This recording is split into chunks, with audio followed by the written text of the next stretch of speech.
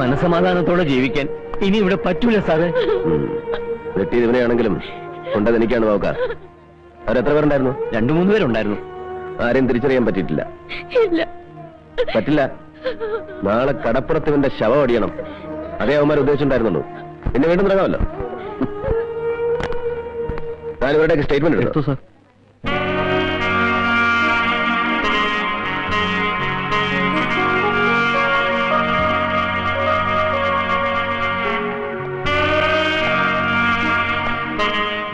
ഞാൻ ആള് പിടിക്കുകയാണല്ലോ. പത്രക്കാരറിഞ്ഞാൽ front page വാർത്തയ്ക്ക് സ്കോപ്പ് ഉണ്ടല്ലോ ഈ രക്തദാനം. പക്ഷേ എനിക്കെന്തോ പേടിയാ ഇപ്പൊ തോന്നുന്നത്. എന്താ? നേരത്തെ ഒരാളിവിടെ വന്നിരുന്നു. G K Krishnan. അയാൾക്ക് ഞാൻ ഈ രക്തം കൊടുക്കുന്നത് ഇഷ്ടപ്പെട്ടില്ലെന്ന് തോന്നുന്നു. ഞാനൊരു മുസ്ലിം ആയതുകൊണ്ടായിരിക്കും. അയാളുടെ ഒരു നോട്ടവും ഭാവവും. സത്യം പറഞ്ഞ സാറ് വന്നപ്പോഴാ എനിക്ക് സമാധാനമായത്.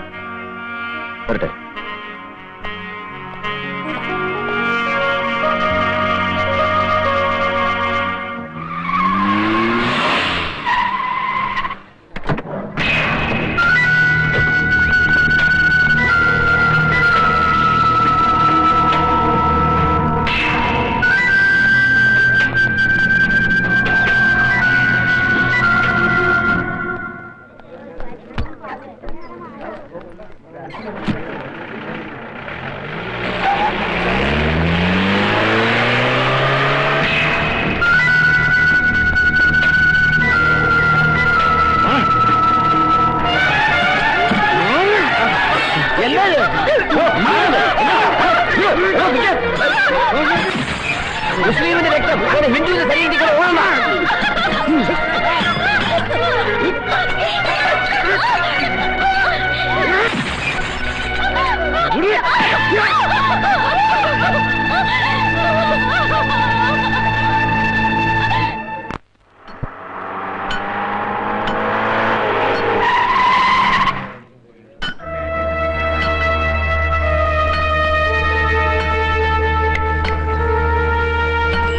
ഇവിടെ നിന്നെ തന്നെ വാ.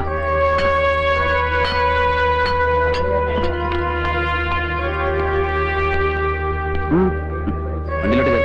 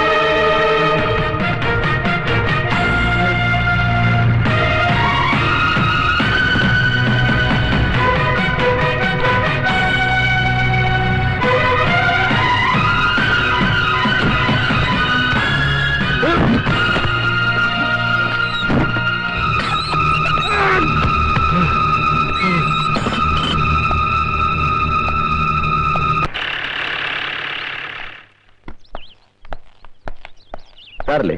ഇക്കൊക്കെ പോയല്ലോ. ഓ, കോളേജിലേക്കാണോ?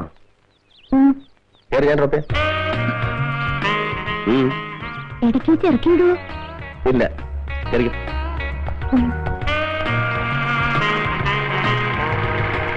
ഇന്നലെ തനിക്ക് വല്ലതും പറ്റിയോടോ?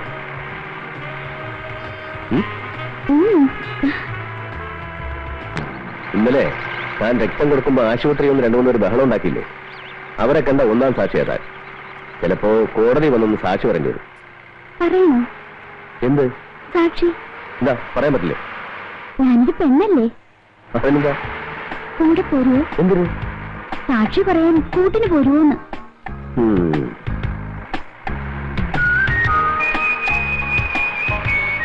എന്താ കല്യാണം കഴിക്കാത്തെ?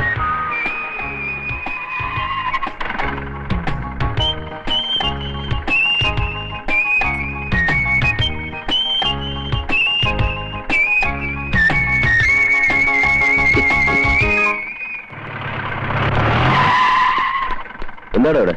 RC ബുക്ക് ചെക്ക് ചെയ്യായിരുന്നു. ഈ കുട്ടിന് കോളേജ് കണ്ടോട്. അല്ല സാർ, ഈ മന്ത്രിയുടെ പെങ്ങൾക്ക് കോളേജിൽ പോകാനുള്ള അല്ല പോലീസ് ജീപ്പ്, അവളെ കോളേജിൽ കൊണ്ട് വിടാനുള്ളവനല്ല പോലീസുകാരനും ഇടിയേറ്റെന്ന് സാർ പറഞ്ഞത്. അതെ, ഇടിയേറ്റെന്ന് പറഞ്ഞാൽ എന്താ തെറ്റ്?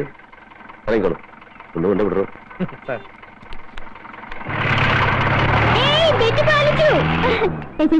ഞാൻ ബെറ്റിൽ ജയിച്ചു. ഞാനൊരു പഴയ പഴഞ്ചൊല്ല് ഓർത്തു പോയതാ. അമ്മായി അമ്മയ്ക്ക് അടുപ്പിലും ആകാം, മരുമകൾക്ക് പറമ്പിലും പാടില്ല എന്നുള്ളത് എത്ര സത്യമാണെന്ന്. എന്ത് ചെയ്യും? വണ്ടി എടുക്കണോ? ആരാ വണ്ടി ചാരിയിരിക്കുന്നത്? മാറിയടാ.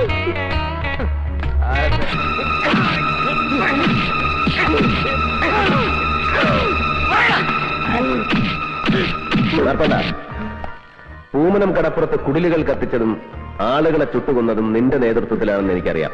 പക്ഷേ അത് നീ തന്നിഷ്ടപ്രകാരം ചെയ്തതല്ല, ആരോ നിന്നെ കൊണ്ട് ചെയ്യിച്ചതാണ്. അതാരാ? ആരാണെന്ന് പറ. എനിക്കറിയില്ല. മാർത്താണ്ട,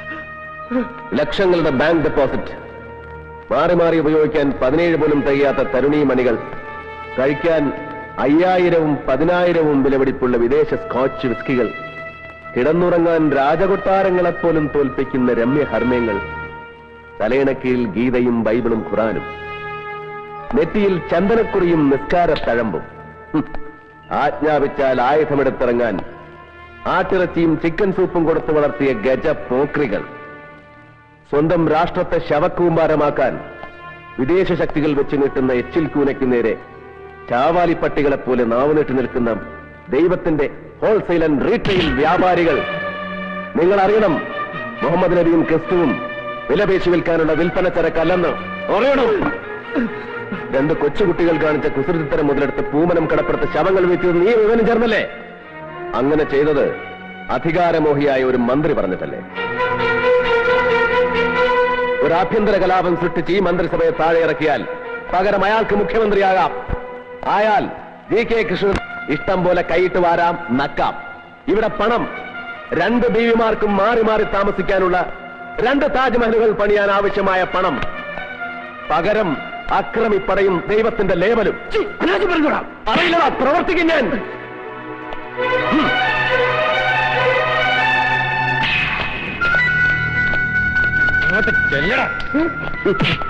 പാവം ആ മന്ത്രിയുടെ പേര് മാത്രമേ ഇവൻ അറിയില്ല. പക്ഷേ ഇവൻ പറയുന്നത് അത് നിങ്ങൾക്കറിയാവുന്ന. ഇനി പറ, ആരാ മന്ത്രി?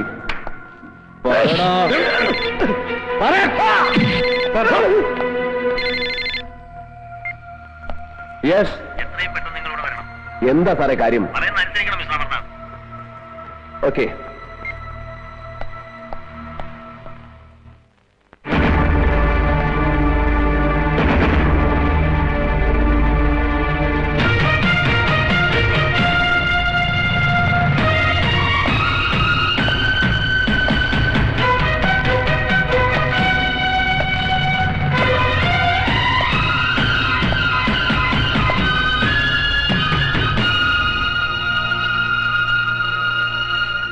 എന്റെ കണക്കുകൂട്ടലുകളൊക്കെ തെറ്റിച്ചു വന്നല്ലോ താൻ. GK കൃഷ്ണനെയും ഖാദർ സാഹിബിനെയും പോലുള്ളവരെ അവരെത്ര വലിയ ക്രിമിനൽസ് ആണെന്ന് ബോധ്യപ്പെട്ടാലും അറസ്റ്റ് ചെയ്യുന്നതിന് മുമ്പ് തനിക്ക് എന്നോടൊന്നും ആലോചിക്കാൻ വരുന്നില്ലേ? ഇയാൾ പറയുന്നു അയാളോടൊന്നും ആലോചിച്ചിട്ടില്ലെന്ന്. ശരിയല്ലേ? അതിന് മഹാന്മാരായ രണ്ടുപേർക്ക് പരമവീര ചക്രം കൊടുക്കുന്ന ചടങ്ങൊന്നും ഇവിടെ നടന്നില്ലല്ലോ സർ. 2 തേർഡ് റേറ്റ് ക്രിമിനൽസിന്റെ അറസ്റ്റല്ലേ നടന്നത്? ക്രിമിനൽസ് എന്ന് അത് ശരിയാ. എന്റെ അഭിപ്രായം 2 മതങ്ങളുടെ പ്രധാനപ്പെട്ട ഒരു പ്രാധാന്യമില്ല സർ. ഞാൻ അന്വേഷിച്ചിടത്തോളം അവർ ഒരു സംഘടനയുടെയും ഔദ്യോഗിക ഭാരവാഹികളല്ല. അവരുടെ കൂടെയുള്ളവർ വിശ്വാസികളുമല്ല. ഒരു കൂട്ടം ഗുണ്ടാ സംഘങ്ങളാ. അവരാർക്കൊക്കെയോ വേണ്ടി. Amarnath, you come to the point. GK കൃഷ്ണന്റെയും ഖാദർ സാഹിബിന്റെയും അറസ്റ്റിനെ കുറിച്ച് സംസാരിക്കാനാണെങ്കിൽ സോറി സർ. കണ്ടോ, ഇതാ ഞാൻ പറഞ്ഞത്. വേണ്ട, തൽക്കാലം ബഹുമാനപ്പെട്ട മന്ത്രി ഒന്നും പറയണ്ട. മന്ത്രിസഭയുടെ പ്രതിച്ഛായ തകർക്കുവാനും അതുവഴി അധികാരത്തിലേറുവാനും വേണ്ടി ആരോ മനഃപൂർവ്വം കളിച്ച കളിയുടെ പരിണിത ഫലമാണ് പൂമനം വർഗീയ കലാപമെന്ന് മന്ത്രിസഭയിൽ ഘോരഘോരം പ്രസംഗിച്ച മന്ത്രിമാരാണ് നിങ്ങൾ. ശരിയാണ്, കളിച്ചിട്ടുണ്ട്. വേറെ ആരുമല്ല, ഈ മന്ത്രിസഭയിലെ ഒരു മന്ത്രി.